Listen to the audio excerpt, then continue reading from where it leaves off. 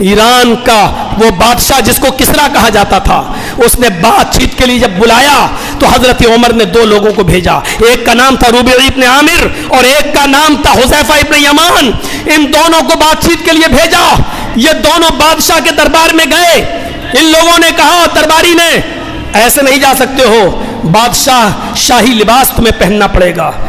شاہی لباس پہننے سے انکار کر دیا، کہا کہ تم یہ خراب اور اتنے بوسیدہ کپڑے پہن کر جاؤ گے ہمارے بادشاہ کے پاس؟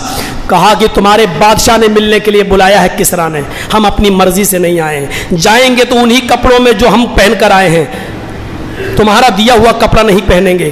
خبر جاتی ہے اندر، کسرا نے کہا آنے دو۔ آئے، کسرا نے کہا پہلے کچھ کھا لو، تم بھوکے ہوگے۔ انہوں نے کہا یہ سچ ہے، ہم بھوکے ہیں۔ کہا کھانا کھانا ہے؟ کہا آپ کھلائیں گے تو کھا لیں گے لیکن بھیک نہیں مانگیں گے۔ دسترخوان لگا دیا، امیر یہاں بھی ہیں، چودھری ادھر بھی ہیں، پیسے والے آپ کے شہر میں بھی ہیں، آپ کے گاؤں میں بھی ہیں، لیکن سنیے آج یہ دو قاصد اللہ کے نبی کے حضرت عمر فاروق کے پہنچتے ہیں، کسرا کے دربار میں ہیں، کھانا لگایا جاتا ہے، کھانا کھا رہے ہیں، شروع کر دیا کھانا کھاتے ہوئے، اور کھانا کھاتے کھاتے اچانک روٹی کا لقمہ شوربے میں لگایا، گوشت میں لگایا اور منہ تک ڈالا، ایک لقمہ دھوکے سے ہاتھ کی کمزوری کی وجہ سے زمین پر گر گیا۔ کھانا کھا رہے تھے، بیچ میں ایک لقمہ کھاتے وقت زمین پر گر گیا۔ اب ہم نظر ڈالیں، ہم کیا کرتے ہیں زمین پر گری ہوئی چیز کو؟ حضرت حذیفہ ابن یمان نے زمین پر گرا ہوا لقمہ اٹھایا اور جیسے ہی کھانے کے لیے چلے تو ان کے ساتھی نے کونی ماری۔ ہم مدینے میں نہیں ہیں، ہم ایران میں ہیں، کسرا کے سامنے ہیں، زمین پر پڑا ہوا لقمہ اٹھائیں گے، صاف کر کے کھائیں گے تو اس کے اوپر کیا اثر پڑے گا؟ یہ کیا سوچے گا کہ محمد کی قوم اتنی بھوکی اور ننگی ہے کہ زمین پر گرا ہوا لقمہ بھی اٹھا کر کھا جاتی ہے؟ مت کھائیے، چھوڑ دیجئے، زمین پر گرا ہوا لقمہ زمین پر ڈال دیجئے۔ حضرت حذیفہ ابن یمان نے یہ سنا تو اپنے ساتھی سے کہا ربیع خاموش، اس بادشاہ نے بلایا ہے، میں بات کرنے آیا ہوں۔ کہا کہ زمین پر پڑا ہوا لقمہ چھوڑ دیجئے، حالات دیکھیے، کبھی کبھی سمجھوتا کرنا پڑتا ہے، کمپرومائز کرنا پڑتا ہے۔ حضرت حذیفہ ابن یمان نے وہاں جو جملے کہے وہ آج بھی سیرت کی کتابوں میں لکھے ہوئے ہیں۔ اے ربیع اترکو سنت رسول اللہ صلی اللہ علیہ وسلم لہؤلاء الحمقا۔ عربی جاننے والوں کو معلوم ہے عربی زبان میں احمق کے معنی پاگل کے، بے وقوف کے ہوتے ہیں، اور اس کا پلورل آتا ہے حمقا۔ تو کیا کہتے ہیں حضرت حذیفہ ابن یمان، اے ربیع کیا میں ان پاگلوں کے لیے، ان بے وقوفوں کے لیے محمد رسول اللہ کی سنت کو چھوڑ دوں؟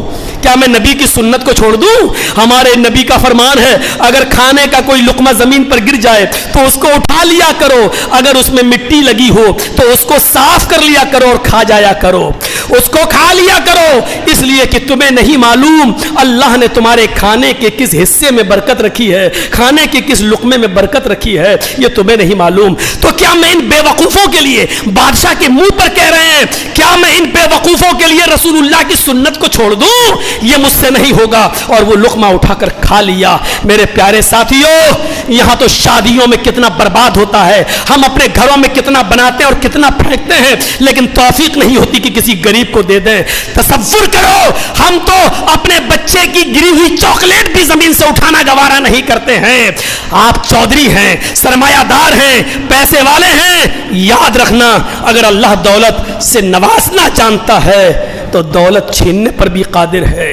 اگر وہ آپ کے پاس نعمتوں کے انبار لگانا جانتا ہے اور اس کی اتھارٹی و پاور اس کے پاس ہے تو آپ کی نعمتوں کو چھیننے پر بھی وہ قادر ہے. اتنا یاد رکھیے, یہ لا آف نیچر ہے.